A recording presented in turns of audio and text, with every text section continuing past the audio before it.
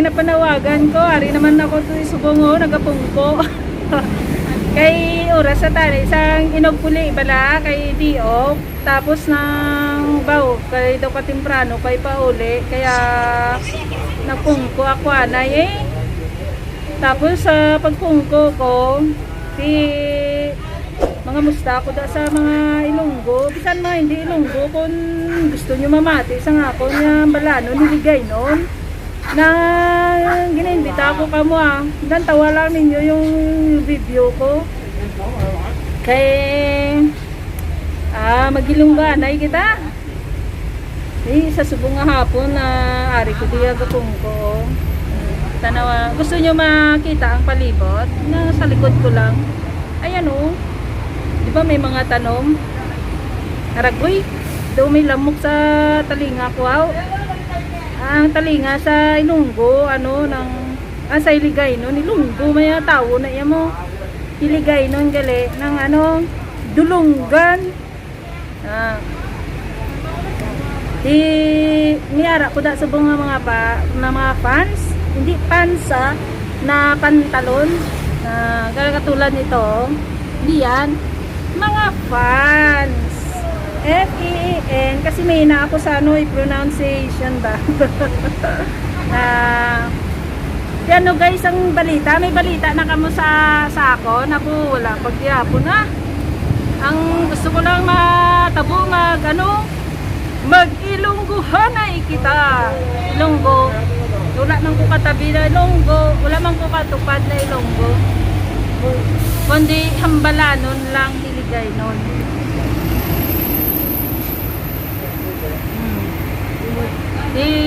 Miyara kamo da nga tupik ko.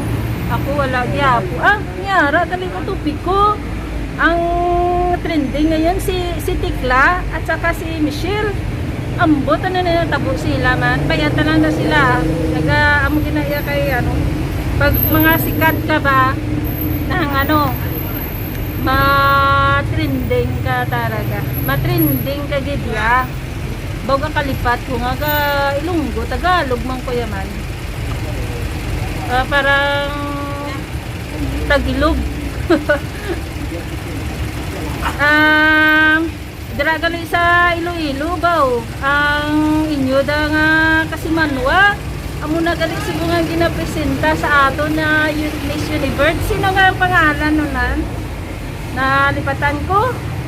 O kamo dabi mga Ilonggo, i-comment nyo man kung sino ay kay nalipat ko basta nakita ko ano, Tiligay nun na taga Iloilo. Yan ang proud subong sang ano, sa mga taga Iloilo. Ang isa ka individual na ipresenta na bilang isa sa representante ng Pilipinas sa Miss Universe. Kaya suportaran natin guys ugali ng sa subong. Makita nyo na mga may palaro subong sa dun sa football area. May mga tao nagadinugok na naman. Kaya di mo pasalamatan natin, medyo less ang COVID ngayon, kaya ang mga tao ara naman sa guha nag-enjoy. Aragoy, ang lamok. Uy, nagakagat ko siyang lamok. Natambi siguro yung dugo ko nga. Nakagat naman ako. Ari ko di sa ano, si Gadala. Nagpawayway ko, ano iba. Makita niyo diyo. Gusto niyo makita? Ara o. Na. Diba? Katakom no? At saka presko ang hangin sa subong. Yan. Mistake ako kaya medyo malayo ako minsan. Malapit. Yan.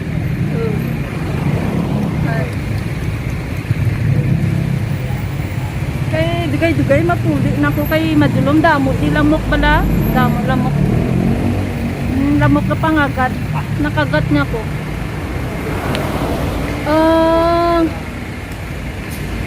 Di mga kabiyanan ko na mga Ilonggo sa Hongkong,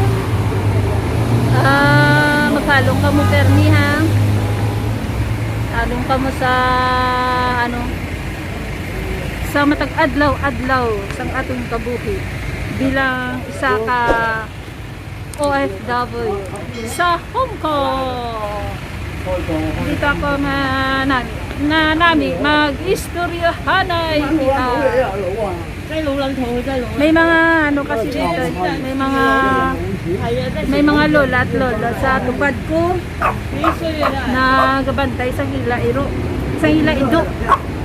Iro ano ido ba ido aso.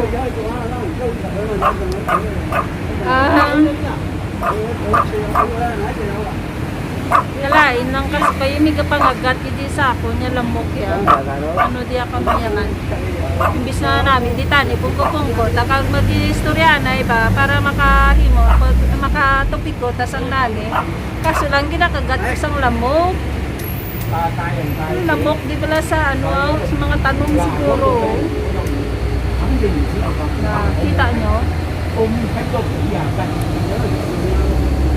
Sa subo nga ano, kagina, gapang lakadon ko. Nagadinugok na naman ng mga tao, kabanggaanay lang. Tungod siguro na ano ba? Na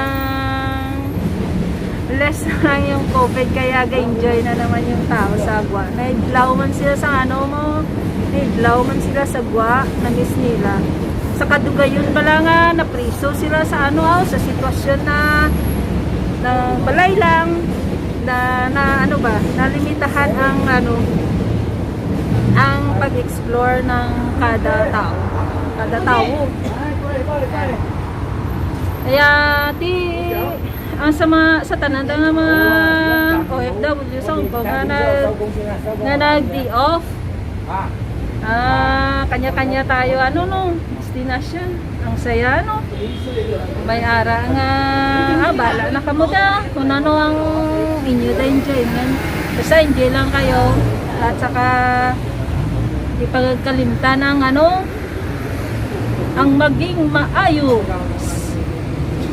At saka ano magpangamuyok pero para kita ubayan sa aton nga no, sa aton nga panguna-una na minsan ang aton panguna-una ba ano nang masyado ka negative tungod sa mga critical mga sitwasyon, mga critical na sitwasyon katulad yan kakapoy sa trabaho, may iba-ibang klase sang trabaho sa aton na ano mga amo at saka ano yung mga na-miss natin yung mga pinalangga natin sa Pilipinas ang mga pamilya natin, ang mga hinigugma natin, ang mga abyan natin na malapit sa aton nga naghatag sang duag sang aton maging matahong mga aton nga kabuhi nagkasanag na naman oh, grabe no, magic na nagkasanag lang dayo ng suga kung mapatay na nasa pag ano pag gusto yan na i-off upang kaugalingon niya. Tidak na din natin topiko natin man. Ang topiko natin, ano, party sa pagpangamuyo para ubayan natin no nakuna. Dagang aton mga balatsagon. Nang isa, kung nag-edad ka balang balatsagon mo, ano na. Iba na siya ba? Lalo na pag nasa 40s ka na. Nako, ando na yung menopause. Yung menopause, pause ka ba? Pause. Hindi pause ta, pause. Menopause kasi ang buhat yung anong nag-pause dyan. Nag-pause ang mga kinaayo kag mga maayo siguro. Kaya may mga negatives ano tayo, mga emotions, mga negatives na ano bang negative ng ano mathematics ano? Mga kung sa Ilonggo mga malain na mga balatsagon na tapos mga away kayo may kagula sa motor kaya kontrolo natin na kayo daw maghatag na sa atin sa kasubo tapos pag nagkasubo ka ay tiambot si imo Di mo na, permi lang ta magmalipayon ha. Kag positibo.